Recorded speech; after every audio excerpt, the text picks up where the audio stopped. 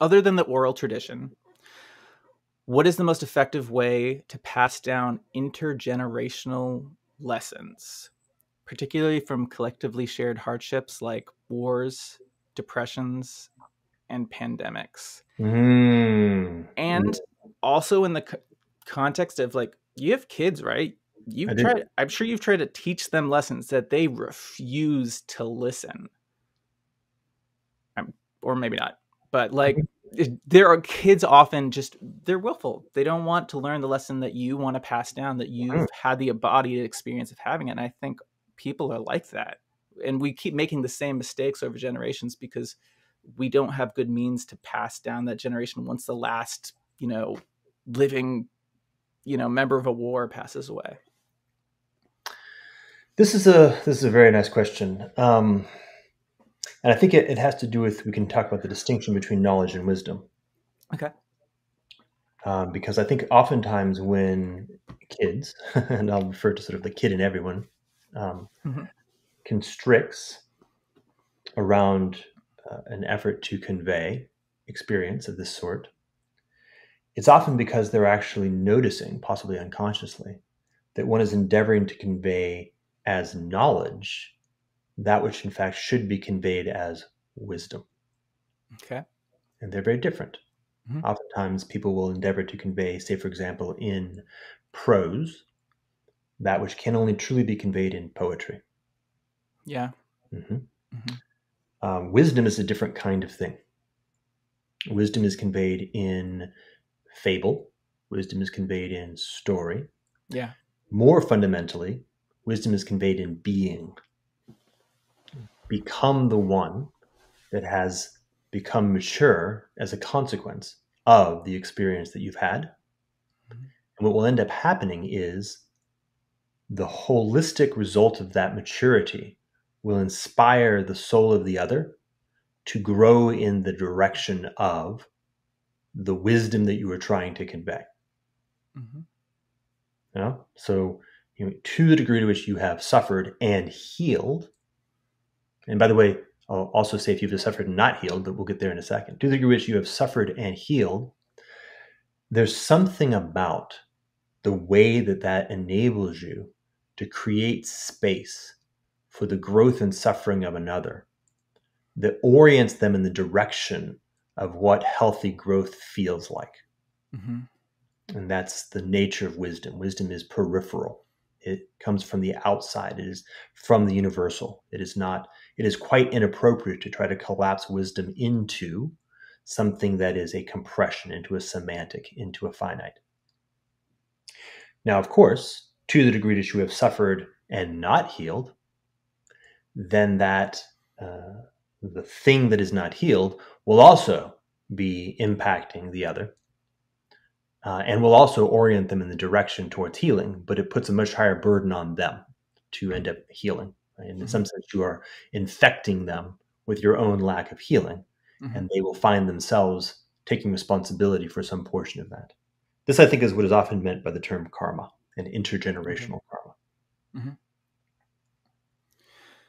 There's a connection here between to the needs and wants thing and having had a past suffering, which is where in one mind they might define something as a need, but reality it's a want, and some other person may have had this lived experience where they've seen a very similar action lead to a negative outcome, to some sort of suffering. And I experience quite often that I would like to communicate to others that their action will lead to suffering.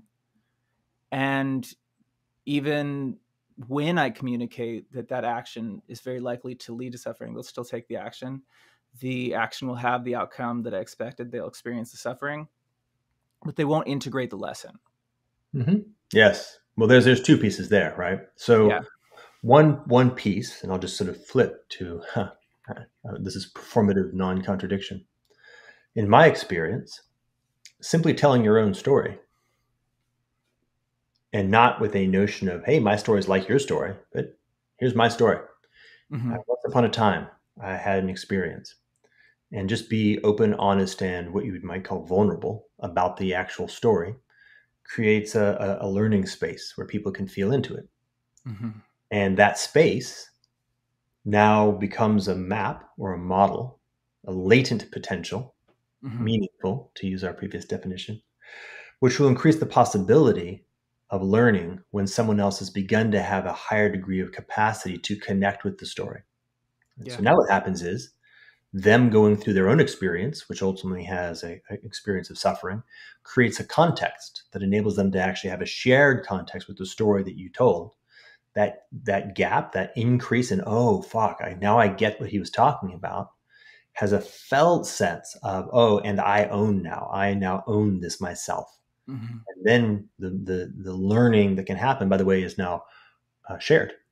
It's not that you're conveying knowledge to them, but rather we together are actually learning more about this crazy world that we've chosen to be in together. Is that still effective in terms of addiction, especially when the market seems to produce so many products that are addictive? Yes, and it's tricky. It's dangerous, right? Hmm. Unfortunately, in many cases, I might say, you know, a wise junkie, former junkie, Hmm. can tell a story. Yeah. Unfortunately, a young dumb kid might choose to play with junk. Yeah. Yeah, it's tricky, isn't it? Wisdom and the cultivation of wisdom, and therefore ultimately the cultivation of maturity, which is what happens when your wisdom and responsibility are in relationship. Um, and that's sort of how this thing works. Each Hmm. individual is navigating their world. So, what we'd like to do is we'd like to find ways to collaboratively reduce the acute, catastrophic experiences that people might be exposed to. Hmm. And of course, in many cases, we have the whole concept of the inability to respond. We have, I don't allow my 2-year old to drive. Hmm. I can create new contexts where what she really is seeking is available within proximity. Yeah. Hmm. So part of being a steward in this sense is to endeavor to create a context which reduces the acute catastrophe associated with experimentation, so that learning can actually happen within a container that it can survive. Hmm. When she crawls on the playground now, I just spot her. Right, I no longer like my hands are further and further away, and oftentimes I'll simply allow her to fall because she might get a scratch or maybe even a broken toe, but it won't be catastrophe. And Hmm. so her field of learning increases over and over and over. So Hmm. this is there's a lot of nuance involved in this piece, right? So there's one piece which is we might call friendship, and another piece we might call parenting. But here I mean parenting as a quality of relationship available between all possible sentience. Right? So a dolphin in the water could be my parent, or a flower to the degree which you perceive it as sentient can be my parent. But certainly a person I run into that I've never met before could be my parent in this Hmm. context. Hmm. And of course, everyone can be my friend. Um, does that make sense, those distinctions that I'm making? Yes. Okay. Yes.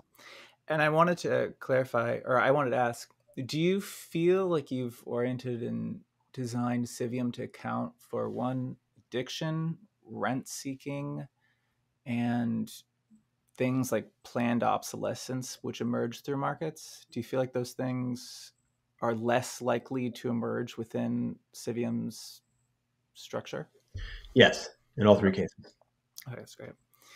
Um, The bigger challenge, which is definitely part of the intent, but we'll have to see, is ameliorating the consequences of how deeply addicted we are and how deeply addictive our personality constructs are.